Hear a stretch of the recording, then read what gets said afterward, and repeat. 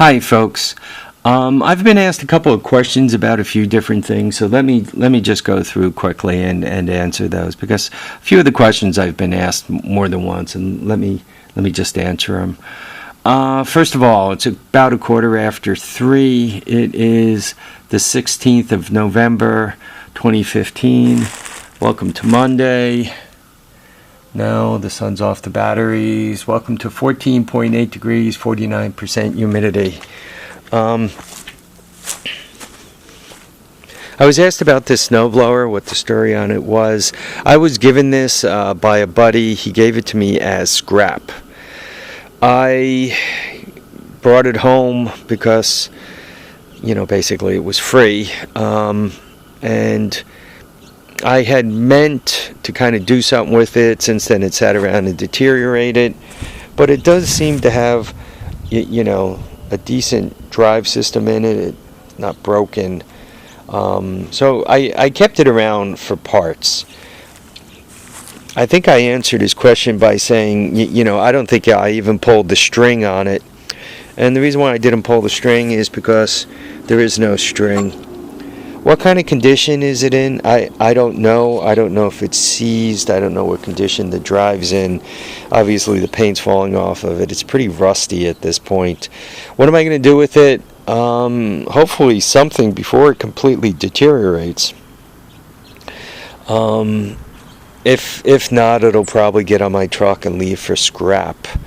If I were to scrap it out tomorrow, I would definitely take the auger assembly off of there. It's never a bad idea to have one of those. God forbid one of my snowblowers, this one or one of the other ones, chews up the gears in there. And it may or may not fit whatever I'm trying to put it on, right? It might be completely useless. If that's the case, it's just add it to the Hoard. So that's one question I've been asked about. I've been asked about the Mule.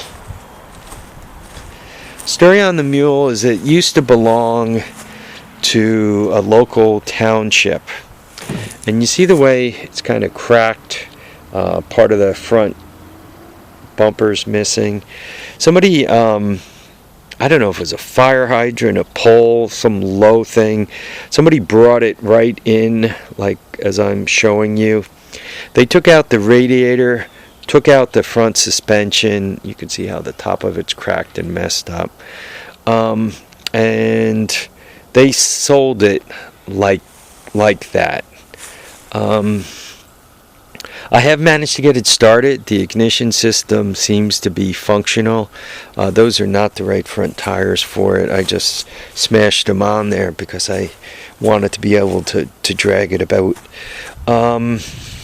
Anyway, I did put on eBay. I had to buy another tower. The tower was missing. They took it out. I don't know if they were going to fix it or what. The tower was missing.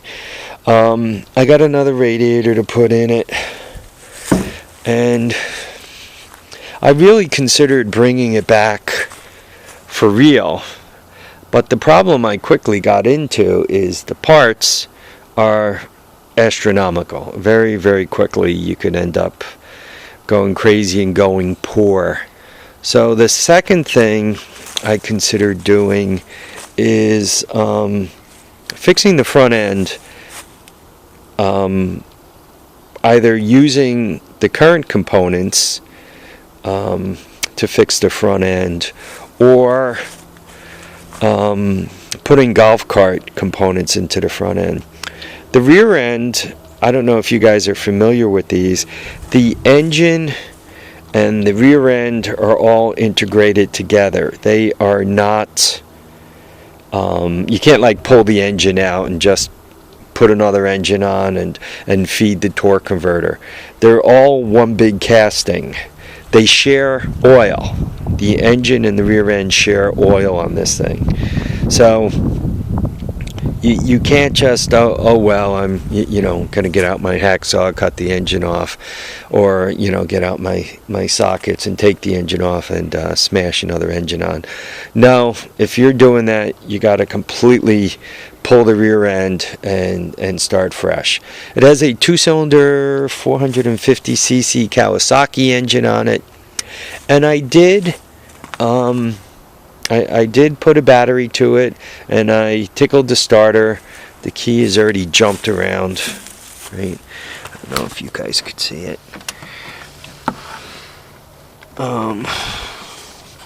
Here's my finger. There you go. Right, the key's already jumped around. It's already in an on position. So, though that looks like it's off. Maybe I turned it off, and I did manage to get it to start on starting fluid. But when I let it run for a couple of seconds, and while it was running, the torque converter didn't sound very good. It sounded like there were plates chattering. The torque converted sounded familiar to the old Rups that the Rups used to have it so that as you gave it gas, there would be these arms that kind of flew out, and if you were at the right RPM, they'd kind of be chattering as they went in and out. That's kind of what it sounded like. Sorry for the wind. The thing's got plenty of patina on it. I don't know. I go back and forth.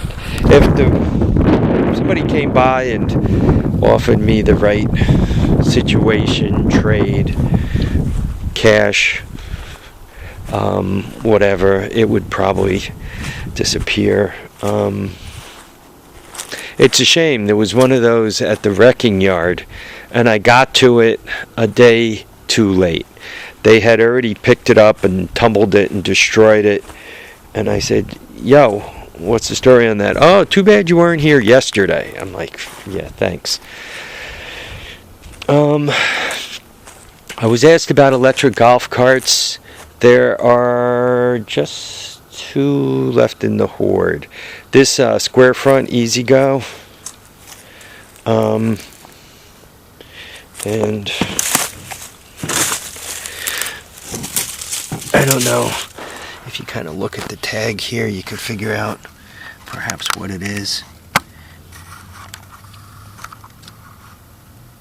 So anyway, there's the square front EZGO, and I'm told this one, the batteries went dead, and then obviously it sat around and deteriorated, but it worked before the batteries went dead. So there's this one, and then there's kind of a more round nose EZGO. This guy, or is it a club car? I don't know. Let me be sure that it's electric. Yeah, it's electric. So yeah, there's these 2 in the fleet. Once again, if somebody really had to have one, and they showed up and wanted to trade a little something for them, or told me the right story, I would probably I could be talked out of it. This is a 2-cycle Yamaha, right? I'm not sure. This is painted black and red, striped. I believe this belonged to a marching band at some point. The Knights, whoever the Knights are. This came in with a pile of other stuff, a huge pile of stuff, a megaton of stuff. It came in with an outboard, and what else was in that wreck? A snowblower, some lawn equipment, a Honda XR100. I mean, a lot of stuff. And I was really after the XR100. Oh, it also came in with this golf cart.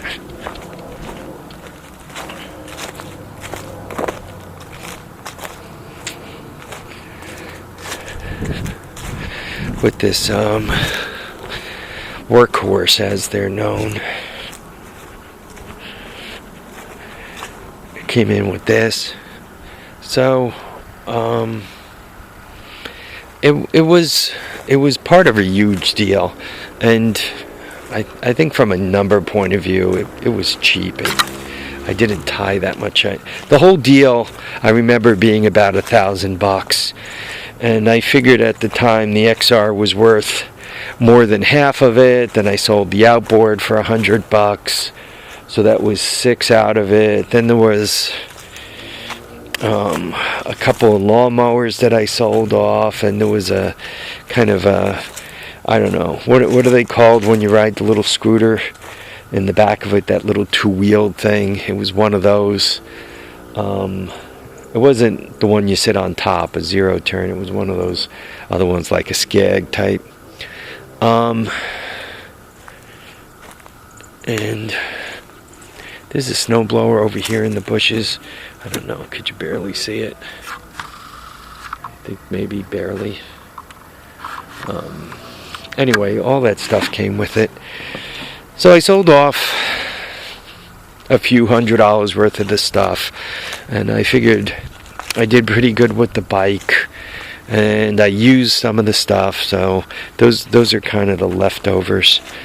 If somebody wanted to tell me the right story and talk me out of one of these electric golf carts, I can probably be talked out of one of them.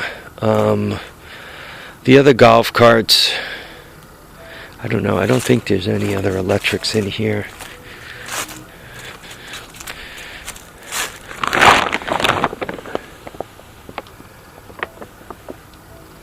There's a slight possibility that's an electric.